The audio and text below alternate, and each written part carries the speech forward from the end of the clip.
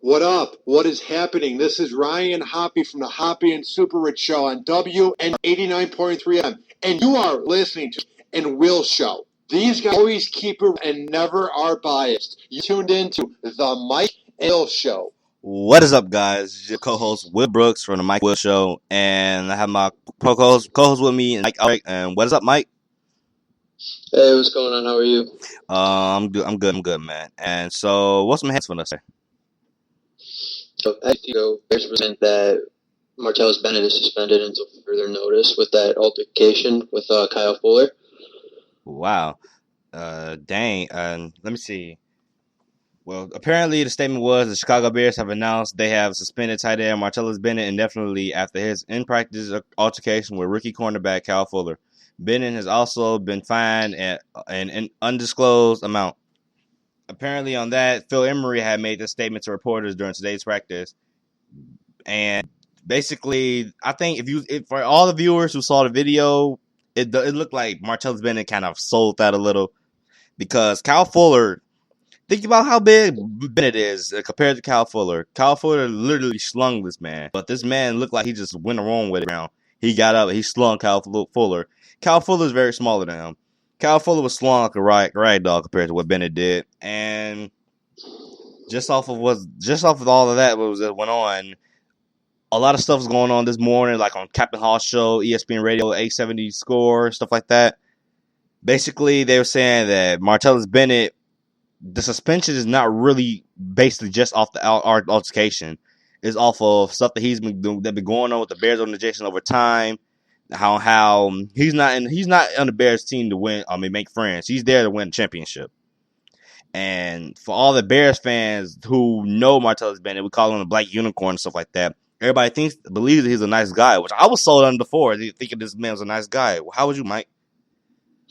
Yeah, I mean, his Twitter, he's hilarious on Twitter. Yeah, and I was thinking the same thing. I'm like, this guy, he seems like a good guy, but there's been a lot of stuff going on. And they say he'd be slow. And, like, the basis of everything is that Martellus Bennett, Martosaurus Rex, well, they call him Suspensiosaurus Rex this morning. That was kind of funny. But, like, if there's stuff going on behind the scenes, and the Bears finally have a good tight end and stuff like that, this suspension is indefinitely. So if there was something serious, if it's more serious than what it is, then we will not see this man back playing the game. But if it's not that serious, he'll be back by week 3 in the preseason, I guess, which would be a good thing. And, and I heard there was an injury today in the Bears camp. Do you see him coming back this Friday? Isaiah. No, I don't see him coming back this Friday, but I see him coming back probably third week of the preseason, if not the first week of against Buffalo. But the third week of the preseason against Seattle, that's probably when he come back, and that's why I see the timetable of that now. And further details will be released on the amount he was fined, and we'll get back on that.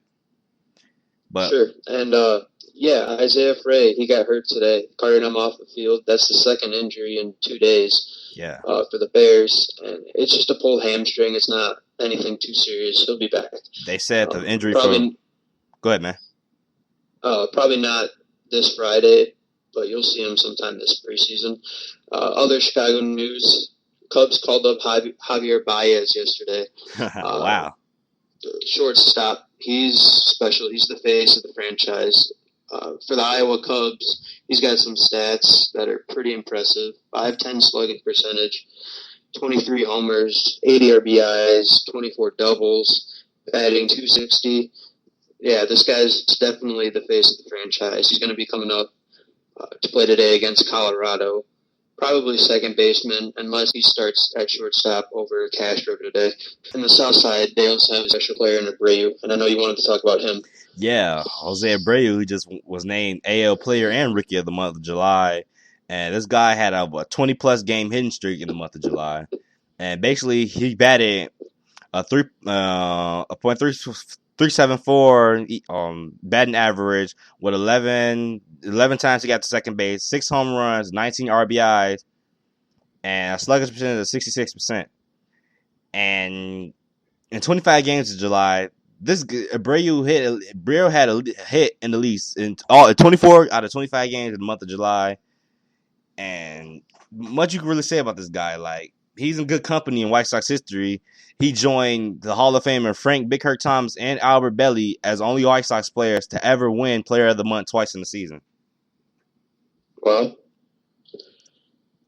and another thing is, if this guy can actually like lead the AL, he'd be the first player since Bill Melton and Dick Allen to do that. Like, this guy could be in some good company real soon on the way that he's going. And Jose Abreu, he's pretty impressive. Right now, he's leading the major league in home runs. And I don't know. I think most of the White Sox, like, you can call it stats, I guess, compared to last season, is coming from this guy. oh yeah, no doubt. I was not expecting this at all. I thought, because when you think of, he signed from Cuba, right? Yeah. When you think of players like that, you don't really think too much. And how he's already old. He's already 26 years old, right? 26, 27? Around there. Yeah, so I wasn't expecting this at all from him, but it's a great thing for the White Sox. So, yeah, Jose Abreu he's a pretty impressive player, and I think if you think about it, if he keep up where he's going and just get better at his act and stop swinging at the bad pitch and stuff like that, Jose Abreu, he'll be a great player. And White Sox got another Hall of Famer on their hands right now. But in other news, we have the Chicago Bulls. And everybody loves Derrick Rose. And we'll get back to that as soon as we come back from this little break. And stick around, guys.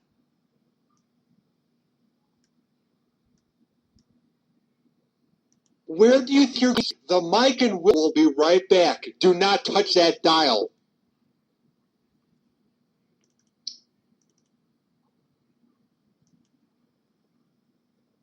Fits in perfectly, Mark. It's Rose. Oh, he's back. Got a little bit of bounce in those legs still, folks. You know, he told us to... What is up, guys? This is Michael Wood Show. We're back. And back on to our next topic, we have Derrick Rose and the USA Basketball game. The guy looked impressive and looked like he had his speed back. His speed was just incredible. He blew right past the whole team, like 4 to 5 steps to finish at the basket over to Marcus Cousins. And then he took Kyrie Irving. He took Kyrie Irving coast to coast from one coast to coast from and finished with a layup over the whole team. Like, forced the whole white team was in front of him, and then after that they was behind him, and he finished at the basket. D Rose looked like he was himself again, and it was very impressive to see. And just off seeing that, I have high hopes for the Bulls again this season. And what you thinking, Mike? yeah, definitely. Like I said last show, it's championship or bust no matter what, because this team is better than the Eastern Conference Finals team and Derrick Rose MVP year in 2011.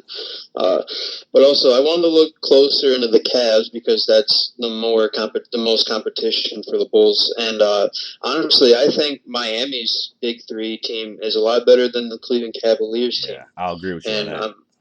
I'm looking at the depth chart, and I see obviously Wiggins, Bennett, Baez, but then when you get K-Love, Wiggins and Bennett's gone, and then you look at their depth, and it's really low. They have Brennan Haywood, they have former Bull Eric Murphy, Malcolm Thomas, Joe Harris, John Lucas. That's not good at all, and I can see the Bulls taking advantage of that easily.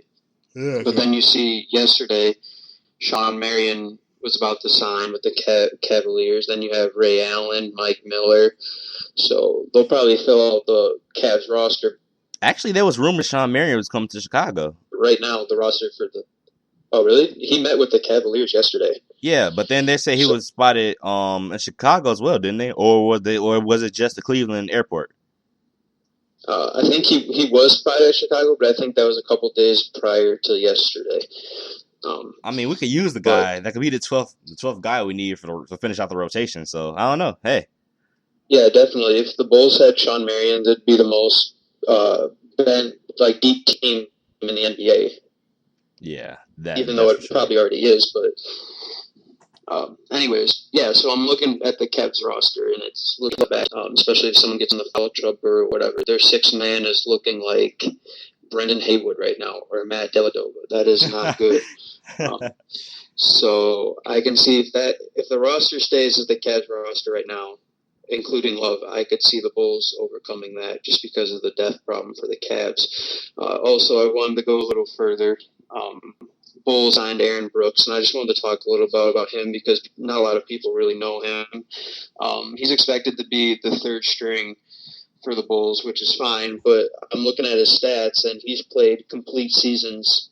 He played 80 games in 08, 82 in 09, and last season he played 72, which is huge because we never know, knock on wood, if Derek goes down or if it's bound to happen if Kirk Heinrich gets hurt for a few games. Also, he can score. He has 3-point percentage of .368, which, I mean, isn't bad, but the Bulls could always use shooting. That's true. I mean, don't expect him to be like a huge like Nate Robinson star or like DJ Augustine, but he definitely fill in for when Heinrich goes down. Again, don't expect him to see a lot of time, maybe like 10 minutes per game or so. But yeah, definitely a good pickup and definitely a good backup guard. He can also play combo guard. He can be a shooting guard too. So a little diverse there. So we'll end with the Bulls there, and we'll head into the Bears. And I know you wanted to talk about their schedule. Yeah, on the Bears on that. Like, if everything goes right for the Bears and everyone stays healthy and stuff like that, I'm going back on what I said last week, and I'm going to say that the NFC North is up for grabs. And it's going to be a battle between the Green Bay Packers and the Chicago Bears. The Bears, yes. And the only way the Bears win this is that their defense is the top half or higher in the NFL and not terrible like they was last season. And Lance Briggs, when he was interviewed with in Chicago, he didn't want to give more. He didn't want to give a detail on the Bears defense. He said that he think that they got a lot of players and they love to play. He didn't get if they was better or not when he was asked. But if you ask Adam Hodge, who was on the Captain Hall show earlier this morning, he said that the Bears defense is just as good as the Bears offense, and that the defense has as many good days as the offense has had, which is in my mind thinks that the Bears could be back how they all used to be if the defense just holds good. And the Bears was a defensive team, but now everybody knows the Bears offensive team, as we have like I could say arguably the number one offense in the NFL. And to go in that, like, the Bears have tough games this season. San Francisco, Atlanta, like playing in the Georgia Dome, that's going to be tough right there. Tampa Bay, you can throw them in there because Lovie Smith, the defense there. New England, Green Bay, New Orleans, and everybody probably slap me for this, Carolina. Cam Newton in Carolina, they will be a threat as well because Cam Newton, I'm saying Cam Newton will be a great quarterback. Last year in the playoffs, I'm not going to lie. He'll be a good quarterback.